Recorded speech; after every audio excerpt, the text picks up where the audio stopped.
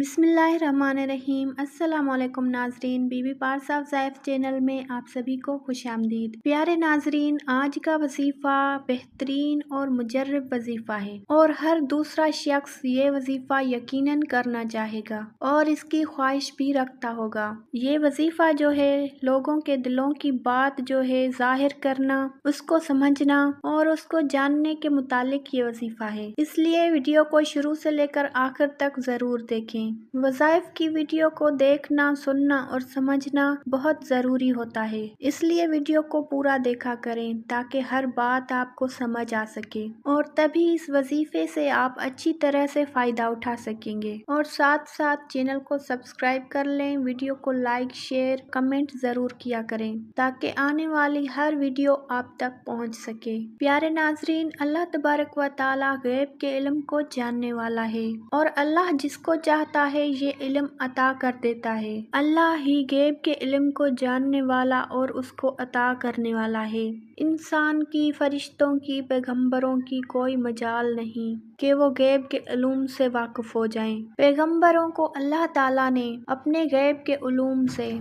सूफी इल्म अता करके उनकी शान को मजीद फजीलत बख्शी है। इसी तरीके से अल्लाह के जो वली होते हैं, वो अल्लाह के जो के दोस्त होते हैं, अल्लाह ताला उन पर मेहरबान होता है और उनका उठना, बैठना, सुनना, समझना सब कुछ जो होता है वो रब की तरफ से ही होता है और इबादत होता है। इसलिए अल्लाह अपने दोस्तों को भी इल्म गैब से कुछ इल्म अता कर देता है। प्यारे नाजरीन, हम इंसान जो के गुनहगार हैं, मादियत की तरफ ज्यादा माइल हैं, हर वक्त दुनिया की फिक्र में डूबे रहते हैं। रूहानियत और रूहानी ताकत इंतहाई कमजोर हो चुकी है। हमारे अंदर रूहानियत रही नहीं है। जितनी रूहानियत ज्यादा मजबूत होगी उतना इंसान ताकतवर और तवाना होता है और अल्लाह की रहमतों और गैब के उलूम को समझने लगता है। इसीलिए हम इंसान जो हैं इससे बहुत दूर हो जाते हैं और हम ये भी चाहते हैं कि किसी के दिल की छुपी हुई बात को जान सकें। शायद वो हमसे कोई बात छुपा रहा है। इसकी मिसाल यूं ले लें कि कोई ऐसा लड़का है या लड़की है जिसकी अभी मंगनी हुई है और निकाह होने वाला है,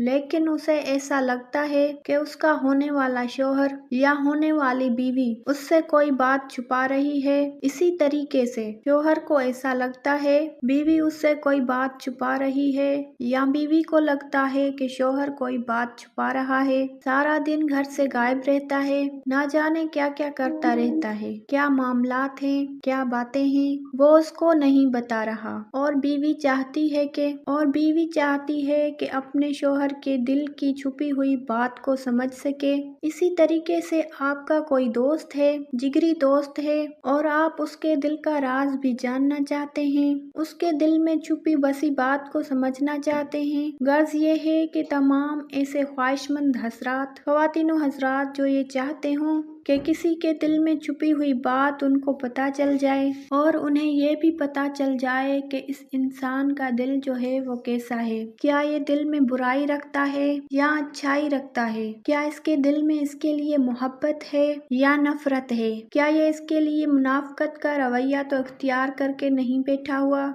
गर्ज ये है कि इस तरह के तमाम मामलात को हम इंसान जानना और परखना चाहते हैं और यही हम सबकी ख्वाहिश है। और ये ऐसी बात है कि इसके लिए अक्सर लोग पीरों के आस्थानों पर भी बैठे हुए नजर आते हैं कि हमें फलां बंदे का दिल का राज जानना है कि उसके दिल में क्या है। प्यारे नाज़रीन, इस ख्वाहिश के लिए आज आपको एक बेहतरीन वजीफा बताने जा रही हूँ। वो वजीफा जो है वो कुरान पाक की आयत का वजीफा है। कुरान पाक की हर आयत शिफा है, हर आयत बरकत है, हर आयत में एक अपना मौजज़ा है। प्यारे नाज़रीन, इन रहमतों और बरकतों से हम जब मुफीद होते हैं, जब इन अल्लाह पाक की उतारी हुई आयत को कुछ खास और मखसूस तादाद में पढ़ते हैं, तो फिर उस आस और उम्मीद के जरिए से अल्लाह तबारक व तआला से मदद मांगते हैं। तो अल्लाह रब्बुल आलमीन इस कलाम पाक की बरकत से, अपने कलाम की इज्जत और शान की बरकत से हमें उस राज पर मुताला कर